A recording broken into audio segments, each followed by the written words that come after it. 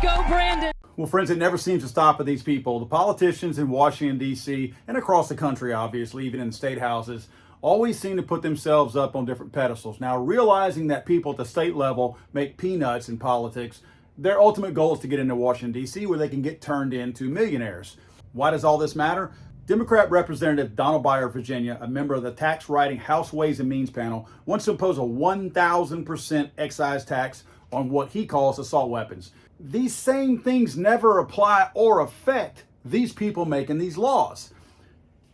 These guys are protected by the same things that they want to overtax us on and ban from us. I'm not a criminal. They want to ban me from having these things. They want to treat me like a criminal because one criminal did something that was appalling, was horrible. And we all agreed that these things were horrible. But you don't treat me and you don't treat everybody else out there who's never done a thing wrong and never will like criminals because you're afraid that that one criminal will rear their ugly head again and do some of the same things that have already happened. What does a 1,000% tax mean? Okay, I looked up one of the cheaper guns on Palmetto State Armory's website. This rifle costs $749.99. That's the cost of the rifle itself, not including any type of transfer fee that might take place because it has to be transferred to an FFL, unlike all the lies that they keep putting out that online purchases don't require a background check. They absolutely do. They all do. It's a lie. If you've ever heard that, it's a lie.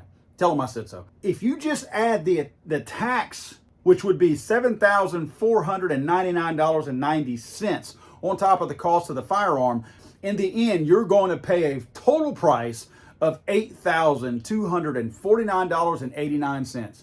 Now, a $749 rifle may already be out of reach for some people out there. I pulled up a previous GQ article that said gun ownership is less common among African Americans and Hispanics than whites, and more common among wealthier Americans than poorer ones.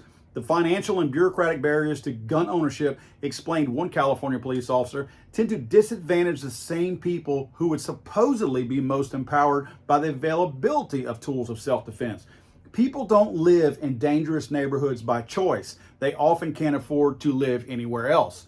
What does that mean? That means that we already have a certain group of people that find themselves at a financial disadvantage from being able to afford firearms. In other words, I'm not making excuses, but if someone wants to or needs to protect their family as a provider for their own family, and they don't have the money, they're either looking at buying a gun or buying groceries, they're going to buy groceries first. So they're going to look at the low-hanging fruit, the least horrible way of purchasing or acquiring a firearm. And again, I'm not condoning this, but maybe they steal it. Maybe they borrow one. Again, not condoning that. I'm just telling you, people are going to feed their families and people are going to protect their families.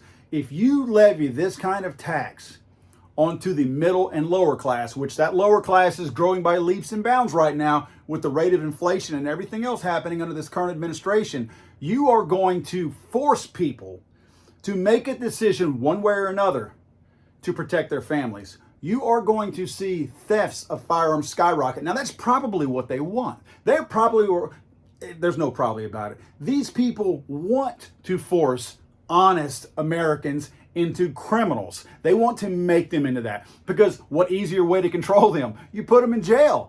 Now, granted, no one seems to be enforcing any kind of gun laws right now. That's why they keep trying to implement more. We have hundreds and hundreds of gun laws on the books now that are simply not enforced. But what better way to do it than the ones out, like me, who are outside of that circle and who are making a little bit of noise that they want to shut up? Well, now you put me in a position where I'm going to make choices, difficult choices. I'm going to feed my family with the money that I honestly make, and I'm going to look at other means to go ahead and try to acquire another firearm. It may even be to make one. They're trying to outlaw the ghost gun. So now that's going to be illegal. So every single opportunity for a poorer American, again, those numbers are growing rapidly, but every opportunity for a poor American to try to protect their families now will be met with some kind of government tax and resistance that's going to cause them more and more problems and force them into that dark area that now they may end up becoming a criminal based on simple greed and taxes.